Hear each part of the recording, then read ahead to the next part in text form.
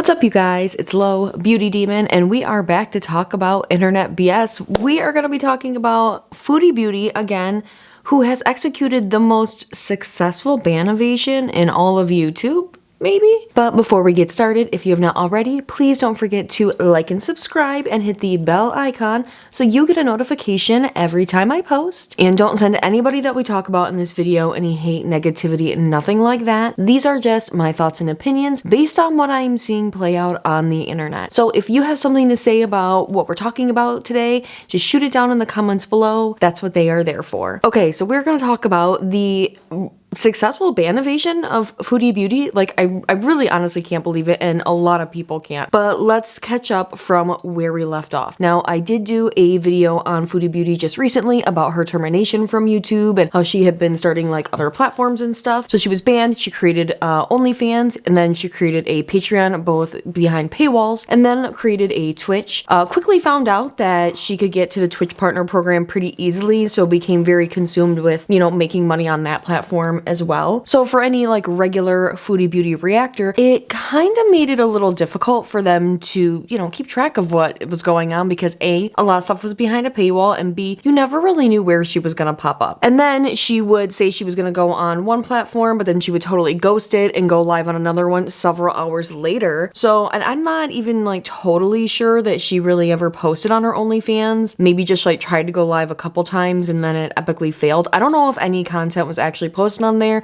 and if there was, I don't. But she had paying members on all of these platforms. Then about, I don't know, maybe 2 weeks ago, it's really hard to keep track of with Foodie Beauty. It's like time moves like fast and slow all at once. Things go really quickly, but then it also feels like it's been a year since something happened when it's literally only been a week. So it may have been like 2 weeks ago or 2 years ago. I don't know at this point. Foodie Beauty just went full blown. She took it to the next level and decided that she was just going to kind of work around her own ban on YouTube. She started a channel called Beezer Productions. Chantal said she did not own this channel, that it was an LLC, and that she was just a employee of this LLC, pulling Keemstar, or trying to pull a Keemstar IC. The first problem she hit was apparently there's another company somewhere that's called Beezer Productions. Go figure, like what? And her channel name violated their trademark or copyright of the name Beezer Productions. I really want to know, like, why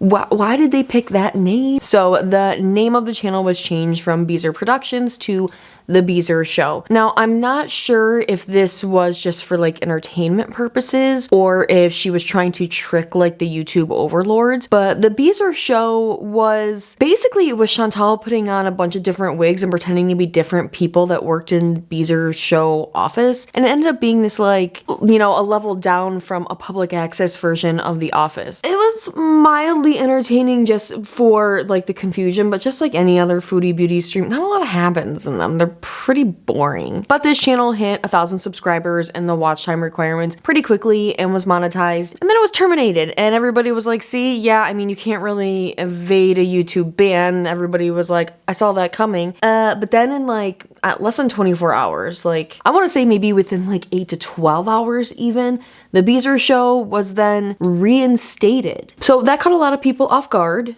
She successfully evaded a ban by having her channel deleted and then reinstated. Everybody was a little confused what that meant because technically her Foodie Beauty channel is still under review. So she kind of kept this setup going of this low budget public access Office knockoff, getting a green screen but not really knowing how to use it in kind of like a comical manner. And then she just like, I wouldn't say it was out of nowhere, she started talking about this Cuba bees, where she would be going to Cuba and beezing, which I think is just her live streaming with people. And she was talking about it a lot, talking about how she was gonna go on this trip, she bought plane tickets, all this stuff. But it was like over the weekend, she was gone for a good 2-3 days. And this is not normal for her. She live streams constantly constantly, all the time, wherever she can, as much as she can. So across all of her platforms, nobody could find her at all. It has been confirmed that she was with her, I don't even want to call him her ex-boyfriend, because like he says that he was never her boyfriend. But anyway, this guy that she has had a toxic relationship with, of course, she went and spent time with him, which means she couldn't live stream it for a variety of reasons, including the fact that I don't think they're legally allowed to hang out with each other, and that's her doing. She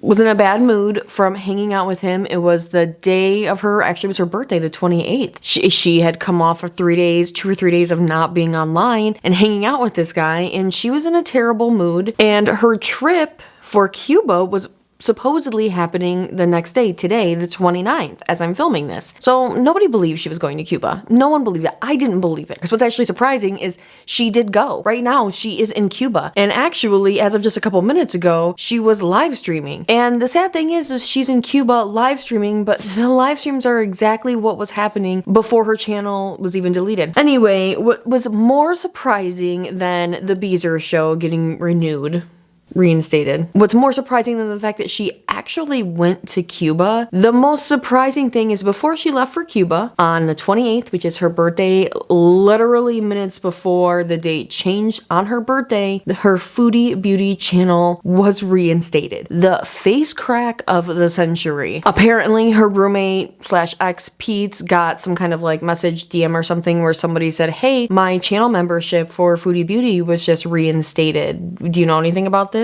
She and Pete's went on live to celebrate, including telling Charlie Gold to suck it in the title. Great stream back. It's not like you don't have YouTube's eyes on you already, I'm sure. She was not as smug in her comeback stream as I thought she would be. If anything, I thought Pete's was way more smug, and it's like not even his channel. I would hope that that means that she has kind of learned a lesson here, except I don't think she's learned any lesson except for don't go on Omegle on a live stream because you don't know what would pop up. I think that's the lesson that she got out of it. Not just to like be more responsible overall, maybe not be terrible to your fans and subscribers. You know, I would want her to give them the kind of content that she's promising, but this is a staple of Foodie Beauty. You are not gonna get what is promised to you. You're just gonna get live streams at this point. As for her Cuba trip, I feel like it is pretty much just gonna be her in her room live streaming instead of going out and experiencing all the beauty and wonder that there is in Cuba. I can only imagine how amazing it is right there right now. You know, she's got to recoup some of her wages lost. I mean, she kind of did a little bit with getting people to pay for all these, you know, Patreon and OnlyFans and stuff like that, but she's got to get back to the heavy streaming so she can get back to the money that she was getting before. I also wonder what this means for those other platforms too. OnlyFans, Patreon. Some of them have gotten no content at all. The OnlyFans really have gotten jack.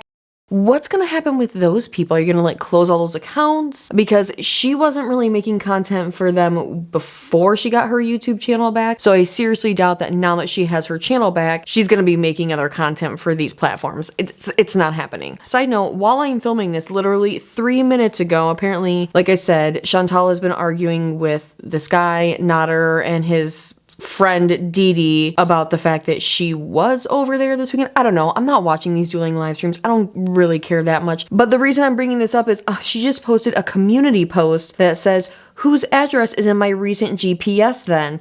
And it would assume, because there is one address that does not actually have a business name attached to it, and it is just a Montreal address, it would assume she's either doxing Nader or Dee. So she's in Cuba right now, and she's literally doxing a person back in Canada. I cannot believe she just got her channel back. She has not even officially had it back for 24 hours, and she's already doxing somebody. I can't believe it. This literally proves she has learned nothing. Chantal will never learn anything. So anyway, lesson not learned for Chantal. Sorry if I was a little low energy in this video. It is actually very late where I am, so my makeup kind of looks a little crazy too, so please don't read me too hard for that. Anyway, if you like this video, please don't forget to like and subscribe. I will see you guys next time. Laters. Bye.